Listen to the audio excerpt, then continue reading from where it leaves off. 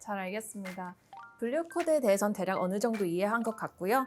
이번엔 지정 상품명 대해 살펴보겠습니다. 변호사님, 우리 기업들이 어떤 점에 유의해야 할까요? 무엇보다도 미국에선 한국보다 훨씬 더 구체적이고 세분화된 상품명이 요구된다는 점을 꼭 기억하셔야 하는데요. 예를 들어 샴푸나 머리카락 열 손상 방지 스프레이의 경우 헤어케어 제품이라고 넓게 쓰면 안 되고 Hair Care Shampoos, Hair Care Products, namely Heat Protection Sprays 처럼 좁혀서 쓰셔야 합니다. 또 단순히 의류, clothing이라고 쓰면 안 되고 pet clothing, t-shirts, pants, skirts 같은 식으로 명시하셔야 합니다. 그럼 그런 자세한 상품명 목록은 어디서 찾아볼 수 있나요? 미국 특허상표청은 트레이드마크 아이디 매뉴얼이란 온라인 데이터베이스를 제공하고 있습니다. 쉽게 말해 어떤 특정 상품 이름이 수용 가능한지 혹은 불명확하다고 거절되는지 정리해둔 웹사이트예요. 이 아이디 매뉴얼에서 여러 관련 키워드로 수십 번 검색을 해보고 검색 결과를 종합해서 해당되는 영문 명칭들을 모두 꼼꼼히 찾아서 출원서에 나열해야 합니다.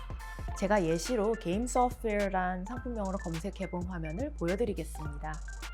이게 바로 트레이드마크 아이디 매뉴얼 검색 결과인데요. 스테러스에 D라고 적혀 있고 상품명에 취소선 처리된 것들은 이렇게 쓰면 등록이 거절된다는 뜻입니다. 자료 화면 네 번째 줄에서처럼 단순히 게임 소프트웨어라고 쓰면 안 되고요. 대신 Downloadable Electronic Game Software for Cellular Telephones과 같은 식으로 쓰셔야 합니다. 그렇군요. 그럼 출원서에 기재할 수 있는 지정 상품명 수에 대한 제한이 있나요? 아니요, 분류 코드와 마찬가지로 무제한입니다. 그런데 미국에서 상표를 출원하려면 해당 상표를 사용해야 한다는 요건이 있기 때문에 실제로 쓰고 있거나 혹은 앞으로 6개월 이내에 쓸 계획이 있는 상품 서비스에 대해서만 추려서 기재해야 합니다. 한국은 이런 상표 사용 요건이 없기 때문에 류당 20개의 상품, 서비스를 꽉 채워서 지정하는 것이 보통이라고 들었어요. 네, 하지만 미국에서는 절대로 그렇게 진행하면 안 되고요. 사용하는 상품 서비스만 목록에 포함시켜야 합니다. 또한 상품 서비스명이 너무 많으면 예를 들어 50가지 이상이다 그러면 그만큼 출원서 준비에 소요되는 시간이 길어지므로 변호사 비용도 올라갈 수 있습니다. 만약 상표 출원서에 상품 이름을 대충 적거나 잘못 써서 제출하면 어떻게 되나요?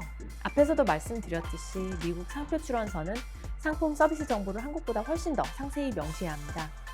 그래서 지정 상품명을 충분히 구체적으로 써내지 않으면 상표 출원 심사 과정에서 상품명이 불명확하다는 사유로 오피스 섹션이라고 불리는 가거절 통보를 받게 됩니다. 오피스 섹션이 나오면 대응하는 데 최소 수백 불에서 1000불 이상의 비용이 발생하는데요. 지정 상품 관련해서 불명확 명칭 거절은 사실 시중에서 상당히 흔한 오피스 섹션 발급 사유 중 하나입니다. 그래서 이를 예방하려면 최대한 꼼꼼히 준비할 필요가 있습니다. 그렇군요. 그럼 만약 실수로 출원서에 상품명을 누락할 경우 나중에 추가할 수 있나요?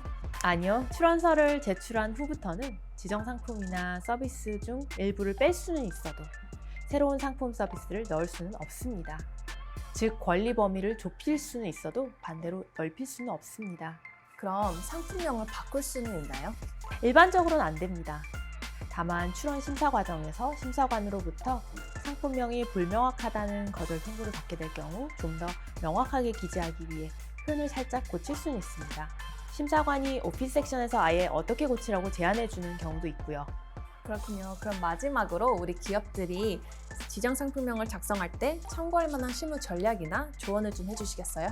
네, 제가 핵심적인 5가지만 짚어드릴게요. 첫 번째, 미국 시장에서 흔히 쓰이는 상품명을 쓰시는 것이 좋습니다. 한국에서 불리는 상품명을 그대로 영어로 직역하기보다는 미국의 일반 대중 소비자가 들었을 때 이게 무슨 상품 서비스인지 쉽게 이해할 수 있는 보편적인 영문 명칭을 쓰셔야 합니다. 특히 번역한 문구가 미국에서 일반적으로 쓰이지 않는 콩글리시일 가능성이 있거든요. 아마존이나 이베이 같은 온라인 쇼핑몰에서 유사 상품들이 어떤 보통 명사로 불리고 있는지, 영문으로 어떻게 표현되는지 검색해보는 방법을 추천드립니다. 두 번째, 미국에 등록된 상표들이 지정 상품을 어떻게 기재했는지 역으로 찾아보는 것도 좋은 전략입니다. 특허상표청 연방상표 데이터베이스 테스에서 동종업계의 상표 여러 건들을 검색해보고 Goods and Services 입력란에 구체적으로 어떻게 쓰여져 있는지를 보시면 이렇게 쓰면 출원 심사가 무사히 통과되는구나 하고 배울 수 있습니다. 물론 상표 심사관들 사이에 미세한 견해차가 있을 수 있어서 반드시 100% 동일한 결과가 보장된다고 확신할 수는 없지만 상당히 유용한 참고자료라 하겠습니다. 세 번째, 지정 상품명을 쓰실 때는 including이나 such as 같은 포괄적인 용어를 자제하는 것이 좋습니다. 예를 들어 무엇과 같은 상품들, 무엇을 포함하는 상품들이라고 쓰면 불명확하다고 거절받을 위험이 높아지거든요. 이를테면 cosmetics in general including perfumes 라고 쓰는 대신에 해당되는 화장품이 무엇인지 body lotion, facial lotion, facial cream, perfumes 같은 식으로 구체적으로 열거해야 합니다. 네 번째, 앞에서 설명드린 명확하고 구체적일 것이란 요건을 만족하는 한 지정 상품명을 최대한 광범위하게 쓰는 것이 유리합니다. 커버하는 상품의 영역이 넓을수록 내가 취득하는 권리 범위 역시 넓어지거든요. 예를 들어 fur hats, rain hats, women's hats로 등록을 하면 반드시 이 같은 특정 모자 상품에 대해서만 상표권을 주장할 수 있습니다. 반면 그냥 hats로 등록을 하면 어떤 재질인지 타겟 소비자가 누구냐에 상관없이 모든 종류의 모자에 대해 상표권을 얻게 되기 때문에 출원인에게 훨씬 유리합니다. 다섯 번째, 아까 제가 언급했듯이 미국 상표법은 사용주의를 채택하고 있습니다. 따라서 미국에서 해당 상표를 사용하고 있지 않는 상품 서비스명은 반드시 목록에서 삭제해야 합니다. 나중에 출원인이 사용선언서를 사용 증거물과 함께 제출해야 하기 때문에 상표심사관을 적당히 속일 수도 없고요. 만약 미국에서 유통 판매하지 않은 상품에 대해서도 사용하고 있다는 사용선언서를 거짓으로 제출하면 특허 상표청에 대한 사기 행위로 간주되어서 해당 상품에 대한 것뿐만 아니라 상표 전체에 대한 등록이 취소될 수 있습니다.